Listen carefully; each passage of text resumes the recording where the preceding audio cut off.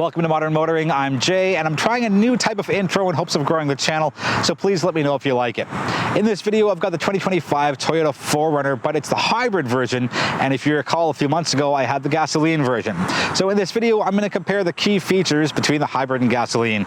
So we'll go through things like fuel consumption and driving impressions and cargo and standard features to see if the hybrid actually does command the $13,000-ish premium over the gasoline trim. So with that, let's get out of the sun, into the air conditioning and the shade, and let's see what the differences are between the 2025 4Runner gasoline and hybrid.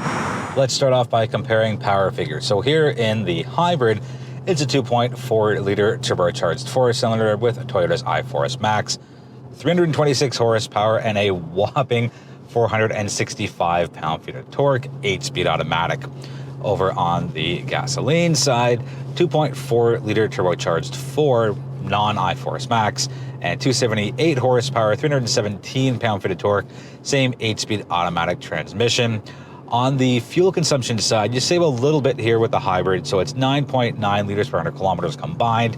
Over on the gasoline side, you're at 11.1, so marginal savings. And according to Natural Resources Canada's average consumption rate, you're looking at saving $372 per year by driving the hybrid. Now, there is a $13,000-ish difference between the base gasoline and the base hybrid costing a lot more. So you'll be driving for several years if you're basing the equivalency on fuel consumption. So while it's good that the hybrid saves you some money per year on fuel, again, based off Natural Resources average cost, it shouldn't be your driving factor to get the hybrid. Let's go through some differences on the inside. So gasoline gets an 8-speaker audio system.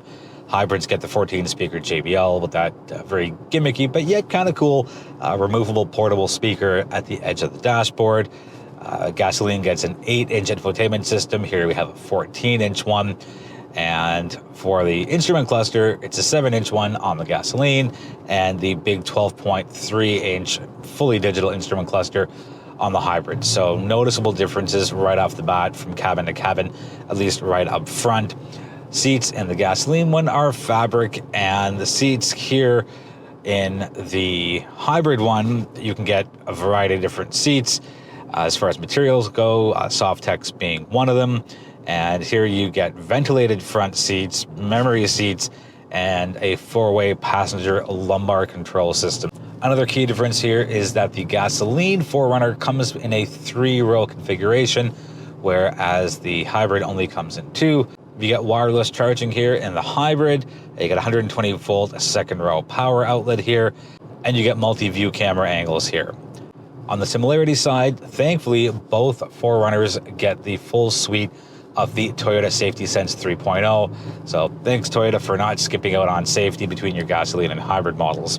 On the cargo space side, it's very, very close, with the gasoline trims getting 42 liters of cargo space more behind the first row and getting 63 liters more behind the second row. So not a big difference, pretty marginal overall for this size and class of vehicle. The final key difference will be on the towing side.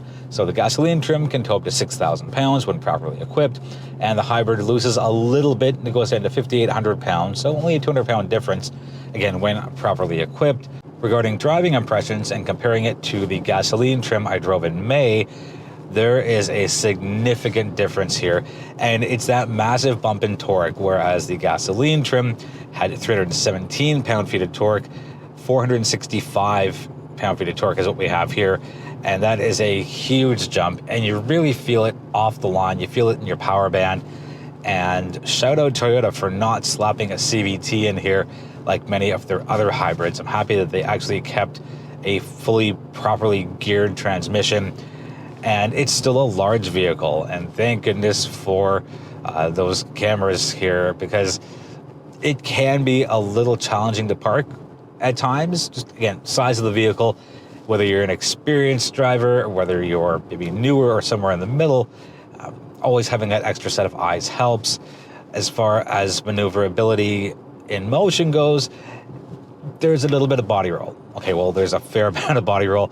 Not a shot against the 4Runner, just it's a big and tall and wide and long vehicle. And that's what you're going to get, but it's manageable. If you just keep your speed down as you're doing twists and turns, and you properly modulate your inputs for the throttle and the brake, you'll be okay.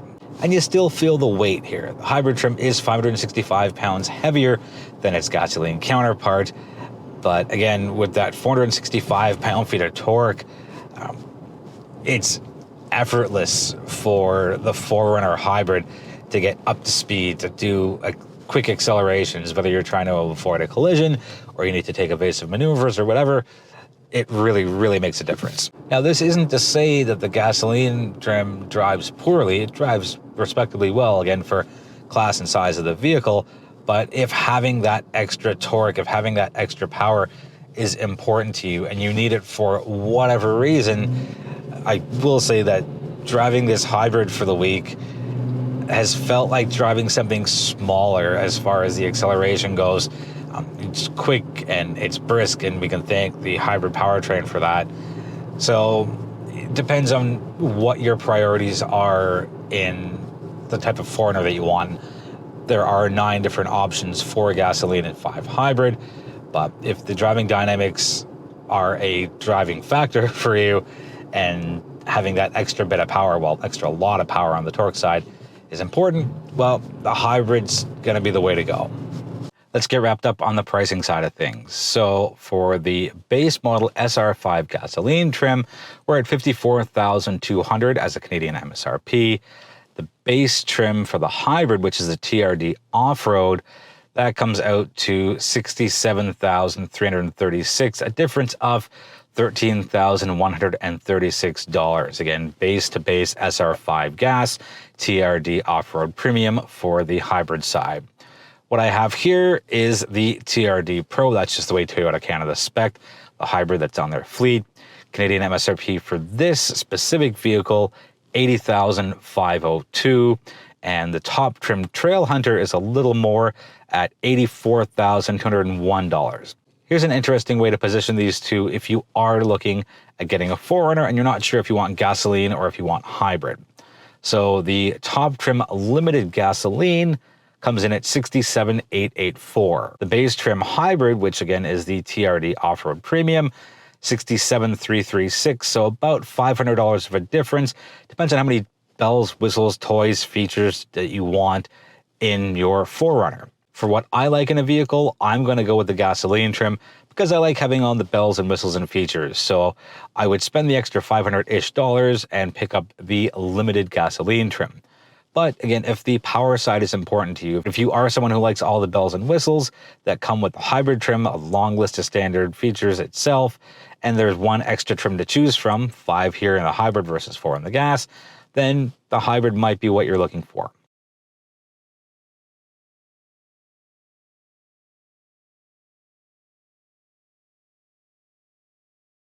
That's going to wrap it up for the 2025 Toyota 4Runner hybrid review.